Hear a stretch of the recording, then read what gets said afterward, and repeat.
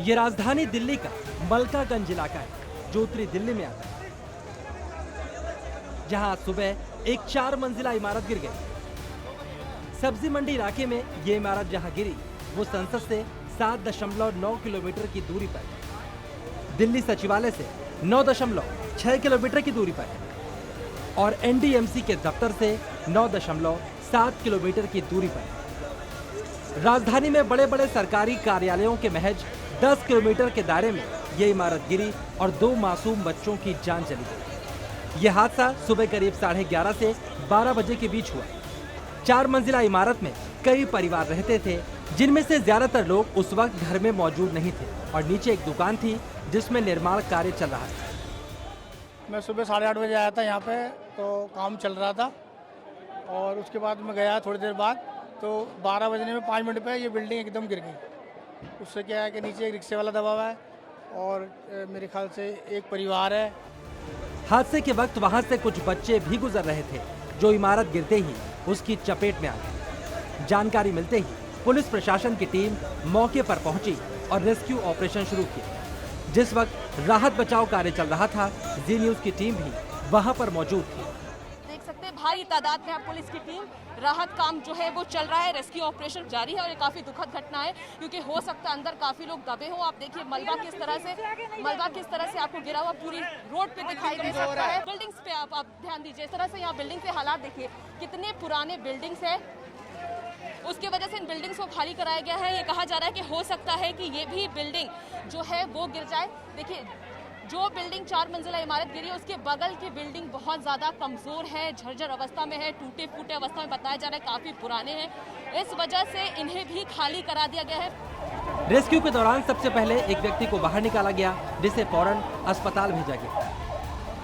इसके कुछ देर बाद 2 बच्चों को गंभीर हालत में मलबे से बाहर निकाला गया और अस्पताल भेजा गया, जहां उन्हें मृत घोषित कर दिया गया। इनमें से एक बच्चे की उम्र 7 साल और एक की 12 साल थी। ये हादसे के दौरान उस रास्ते से गुजर रहे थे और मलबे में दब गए। जिस बिल्डिंग का हिस्सा धराशायी हुआ उसके आसपास की इमारतों पर गौर कीजिए। इनमें से ज्यादातर जर्जर हालत में ही दिखाई दे रही हैं। देखकर ही लग रहा है कि पुरानी और खराब अवस्था में खड़ी ये इमारतें भी खतरे से खाली नहीं और कभी भी गिर सकती हैं। एहतियातन आसपास की कई इमारतों को खाली भी करवाया गया है। मलकागंज इलाके की इस इमारत का एक हिस्सा पूरी तरह से ढह चुका है। बताया जा रहा है कि इमारत में नीचे जो दुकान थी उसमें काम चल रहा था, जिसकी वजह से ये हादसा हुआ। नीचे काम हो रहा था जिसकी वजह से ये कोलैप्स कर गई। इलेक्ट्रिक हैमर से बहुत बड़े बड़े लेबर लगे हुए थे, 3-4 हैमर काम रेगुलर कर रहे थे, जिसकी वजह से ऐसे वाइब्रेशन हो रही थी। हमने मना किया लेकिन उन लोगों ने शायद ज़्यादा सीरियसली लिया नहीं इसे और रिजल्ट आपके सामने। इमारत गिरने की वजह क्या थी ये जांच के बाद ही साफ होगा, लेकिन इस बिल्डिंग के मालिकों ने अपनी गलती मानने से साफ इनकार कर दिया। उनका कहना है कि वो खुद यहाँ रहते हैं और हर साल इसकी मरम्मत भी करवाई जाती है। This is all because of these people, their negligence. हमारी बिल्डिंग रूटीन में एवरी ईयर मेंटेनेंस पे जाती है।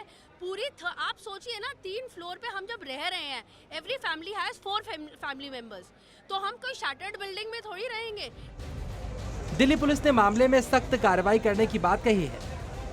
इलाके की हालत तो आपने तस्वीरों में देख ली। हादसा होने के फौरन बाद ये सियासत का समय नहीं है का हवाला देकर अब आरोप प्रत्यारोप का दौर भी शुरू हो गया।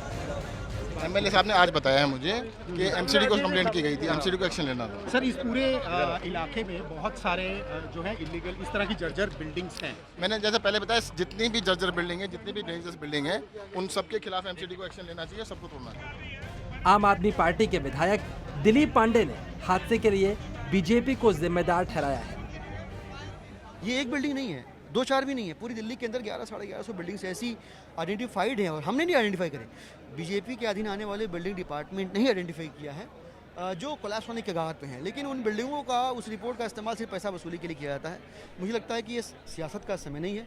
अब भी अगर बीजेपी शासित एमसीडी चेत जाए और उन तमाम बिल्डिंगों को स्टडी करे और उनको खाली कराने का काम करे तो ऐसी दुर्घटनाओं को भविष्य में होने से रोका सकता है। दिल्ली के लिए ऐसा हादसा नया नहीं है।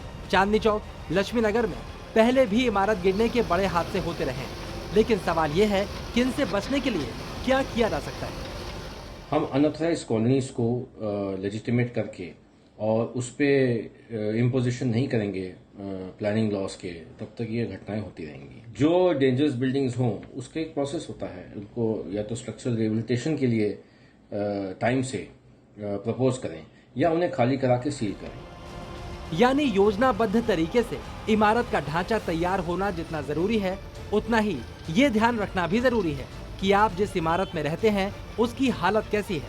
कहीं साल दर साल होने वाली मरम्मत गलत ढंग से तो नहीं की जा रही, क्योंकि किसी एक की लापरवाही से कई मासूमों की जान जा सकती है। दिल्ली से भावना किशोर और अमित भारद्वाज के साथ ब्यूरो रिपोर्ट, जी मीडिया।